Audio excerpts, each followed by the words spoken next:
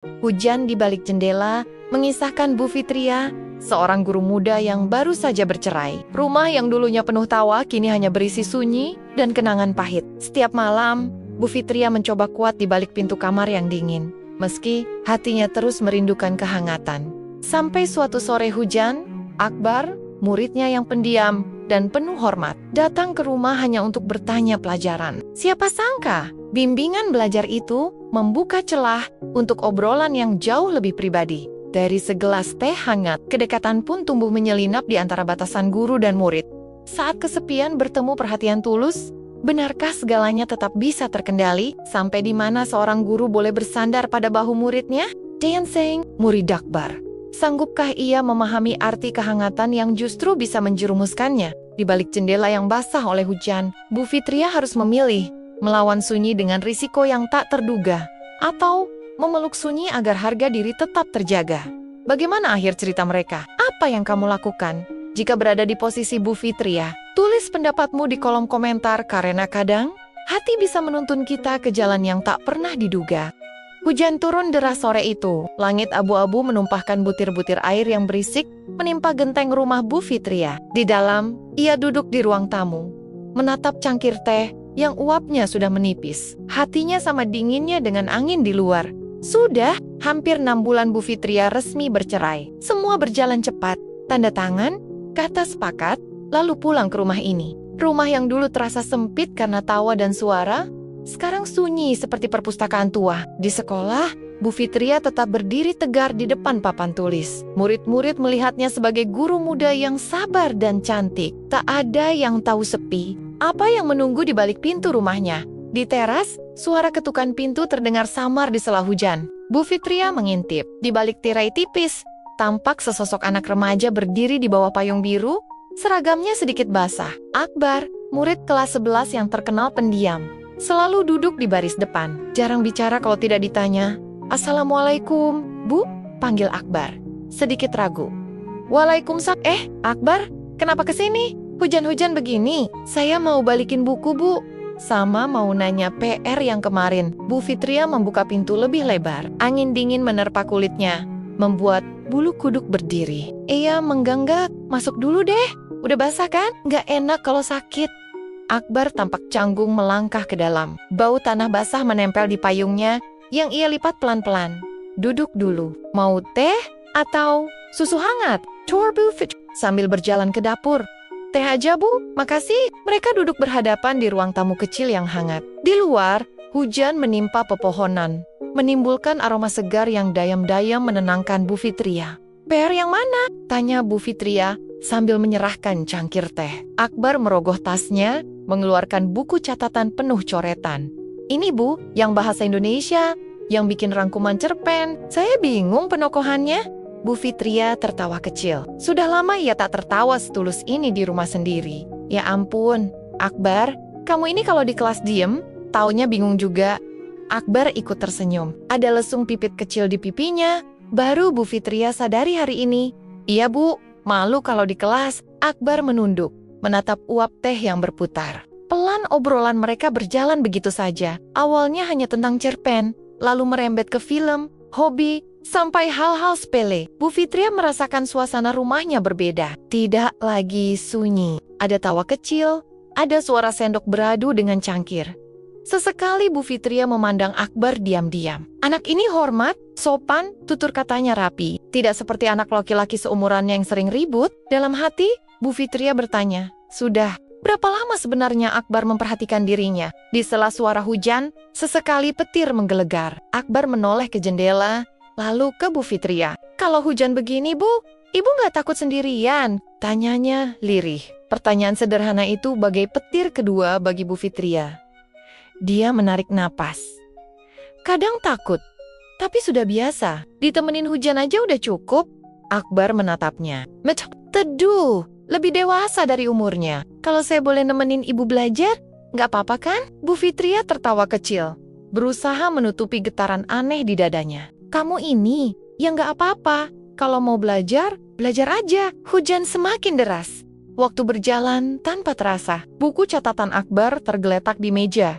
Sudah jarang disentuh. Mereka lebih banyak bicara. Tentang Ibu Akbar yang sering marah, tentang ayahnya yang jarang pulang, tentang Bu Fitria yang dulu suka masak bareng suaminya, sekarang makan mie instan sendirian.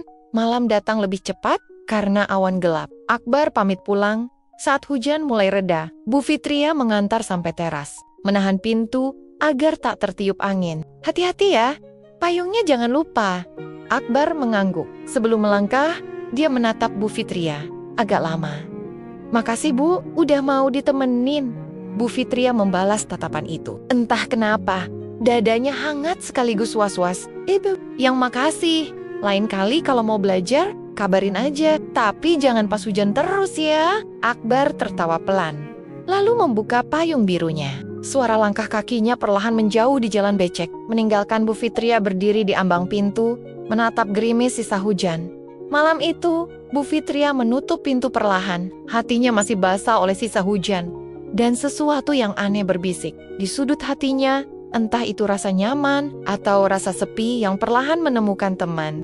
Minggu demi minggu berlalu sejak sore hujan itu. Bu Fitria mulai terbiasa melihat Akbar duduk di ruang tamunya sepulang sekolah. Kadang hanya sejam, kadang sampai larut maghrib. Alasan mereka selalu sama, bimbingan belajar, membahas tugas, latihan, ujian. Tetangga beberapa kali menanyakan, "Itu murid ya Bu? Rajin banget." Bu Fitria hanya tersenyum, menutup pagar rumah sambil berusaha tampak biasa saja. Di sekolah pun gosip kecil mulai terdengar. Teman-teman Akbar meledek diam-diam. Gurauan yang awalnya terdengar lucu, lama-lama terasa menggigit di telinga Bu Fitria. Suatu sore, Bu Fitria menunggu Akbar di ruang tamu. Ia membuatkan 2 gelas susu.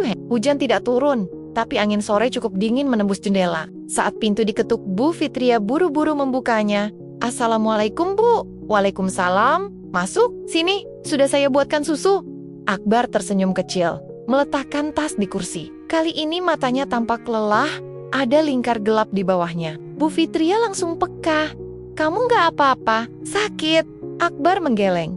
"Nggak apa-apa Bu, cuma di rumah lagi ribut. Ayah pulang tapi malah berantem sama ibu." Ada perih yang diam-diam merambat ke hati Bu Fitria. Ia paham rasanya. Paham benar bagaimana suara pertengkaran di rumah bisa menutup pintu damai di kepala anak-anak. Kalau mau cerita, cerita aja. Nggak harus belajar terus kok, kata Bu Fitria pelan, menatap mata Akbar. Akbar menunduk, menggenggam cangkir. Susu yang mengepul tipis, tangannya bergetar sedikit. "Kadang saya capek, Bu. Ayah sama ibu nggak pernah akur. Kalau udah berantem, saya kabur ke masjid atau ke warnet. Sekarang, ya ke sini." Akbar menatap Bu Fitria. Matanya berkaca. "Nggak apa-apa kan, Bu?" Bu Fitria menggeleng. "Nggak apa-apa, selama ibu di rumah, kamu boleh ke sini." Tapi ia terdiam, lidahnya keluh. Tapi apa? Tapi ini salah. Tapi ini bisa jadi gosip. Tapi hatinya yang rapuh, tak ingin pintu itu tertutup.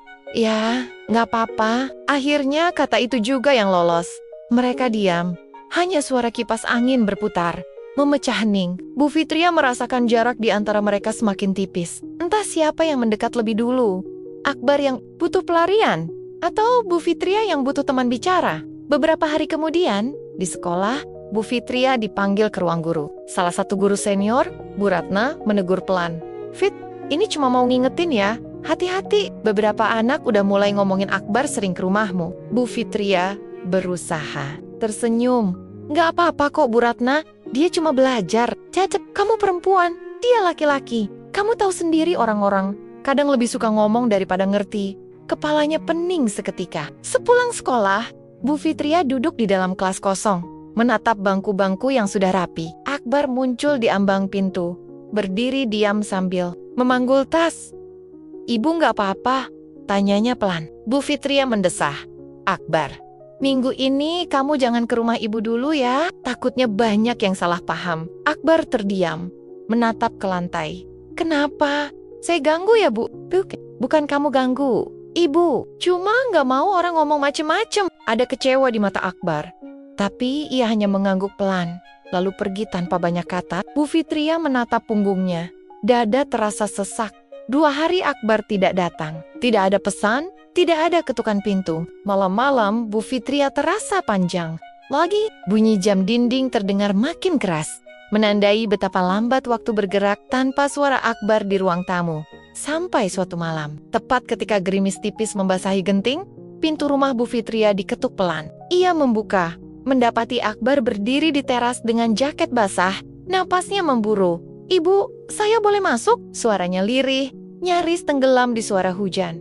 "Masuk, masuk." Bu Fitria buru-buru menarik tangannya. Jemari Akbar dingin, basah. Mereka duduk lagi di ruang tamu. Tidak ada buku catatan kali ini. Tidak ada PR. Hanya dua orang yang sama-sama kehilangan arah pulang, Ibu. "Saya nggak bisa kalau nggak kesini." Akbar berbisik. Menunduk, jemarinya meremas ujung jaket. Bu Fitria menatapnya. Hatinya bergemuruh, antara ingin memeluk atau membentengi Akbar. "Ibu juga nggak mau kamu jadi bahan omongan. Ibu, takut ini jadi salah." Suaranya pelan, tapi goyah. Akbar mengangkat wajahnya. Matanya merah. Ia mendekat. Jaraknya hanya sejengkal dari Bu Fitria. Nafas mereka terasa hangat di antara suara hujan. "Kalau ini salah, kenapa rasanya kayak tenor, Bu?" Akbar berbisik. Dan disitulah titiknya. Batas yang selama ini mereka jaga dengan kote kata dan buku pelajaran, kini berdiri rapuh di antara desir hujan dan detak jantung yang berdetak terlalu keras. Bu Fitria menutup mata, menahan napas. Ia tahu, jika satu langkah lagi diambil, takkan ada jalan pulang yang sama. Setelah malam hujan itu, tidak ada lagi bimbingan belajar, tidak ada lagi lembar soal dan pena yang menumpuk di meja. Yang ada hanya Bu Fitria dan Akbar, dua orang yang sama-sama rindu pulang, tapi tak pernah benar-benar punya rumah di hati masing-masing. Mereka masih duduk di ruang tamu yang sama, masih menatap jendela yang sama. Tapi rasanya sudah berbeda. Sekali garis batas dilewati, semua jadi buram. Mana yang boleh, mana yang seharusnya dihentikan? Akbar makin sering datang, bahkan tanpa alasan. Kadang hanya duduk diam, memandangi Bu Fitria yang sibuk memasak di dapur. Kadang membenahi buku-buku yang berserakan. Kadang hanya berbaring di sofa sambil menatap lenggit-lenggit rumah yang kusam.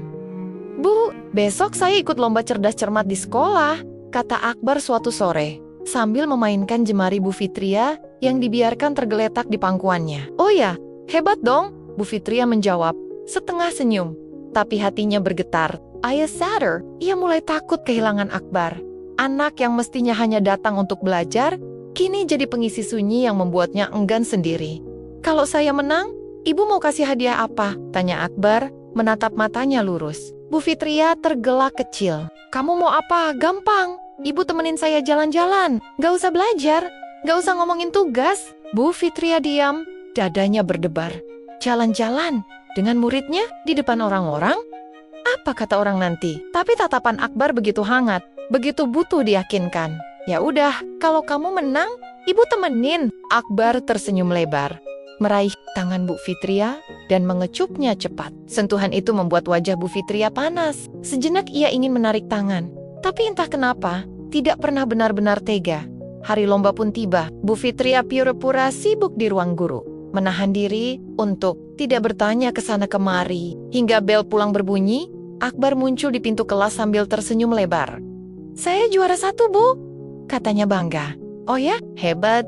Bu Fitria menepuk bahu Akbar pelan. Senyum di wajahnya manis. Tapi di balik itu, ada degup tak karuan. Karena janji yang kini harus ditepati, akhir pekan itu mereka pergi. Bukan ke mall besar, bukan ke restoran mahal, hanya taman kota kecil di sudut kota yang sepi pengunjung. Bu Fitria duduk di bangku taman, Akbar membelikan es krim. Dari jauh, mereka tampak seperti ibu dan anak. Tapi mereka tahu, di dalam dada masing-masing, rasanya bukan begitu. Ada sentuhan tangan di sela-sela percakapan. Ada lirih tawa yang seolah membungkam rasa takut. "Ibu bahagia nggak?" tanya Akbar tiba-tiba, menatap Bu Fitria serius. "Bahagia apa?" Bu Fitria membalas tatapannya. "Bahagia sama saya?" Pertanyaan itu menampar batin Bu Fitria. Tentu. Tapi di balik bahagia itu, ada rasa takut, ada rasa salah, ada keraguan yang selalu mengekor. "Ibu bahagia, tapi kamu harus tetap sekolah, Akbar. Jangan sampai ini bikin kamu." "Kenapa ibu selalu ngomong kayak gitu?" potong Akbar cepat. Wajahnya berubah. "Kenapa ibu selalu takut? Takut sama orang, takut sama gosip, takut sama aturan. Saya nggak mau ibu cuma separuh hati kayak gini." Bu Fitria tercekat. Angin sore menerbangkan rambutnya. Matanya memerah, tapi tak ada kata yang keluar. "Kalau ibu nggak mau, saya berhenti ke rumah. Saya berhenti nyari ibu." Suara Akbar pelan. Tapi ancaman yang terdengar seperti jeritan hati. Bu Fitria ingin menjawab, ingin bilang jangan pergi, tapi kerongkongannya kering. Ia hanya menunduk, menahan air mata yang jatuh satu-satu di punggung tangannya. Sejak sore itu, Akbar benar-benar tidak datang lagi. Hari-hari Bu Fitria kembali sepi. Pagar rumah tetap terkunci rapat. Tidak ada ketukan pintu, tidak ada gelas susu. Hengget di meja tetangga berhenti bergosip. Bu Fitria kembali berdiri di depan kelas dengan wajah yang pura-pura kuat. Tapi di hatinya ada lubang yang tak bisa ditambal siapapun. Suatu malam, Bu Fitria memberanikan diri menulis pesan. Akbar, Ibu, kamu baik-baik saja kan? Tapi pesan itu hanya centang satu, tak pernah terbaca. Hingga suatu siang, di koridor sekolah, mereka bertemu lagi. Akbar lewat di depan Bu Fitria sambil membawa buku catatan. Sekilas mata mereka bertemu. Tak ada kata, tak ada sentuhan, hanya diam yang terasa lebih bising dari teriakan. Dalam diam itu, Bu Fitria sadar. Sekali melangkah melewati batas, tidak pernah ada jalan pulang yang sama. Yang tersisa hanya kenangan, yang diam-diam tetap ia simpan di sudut ruang tamu yang masih berbau hujan sore itu.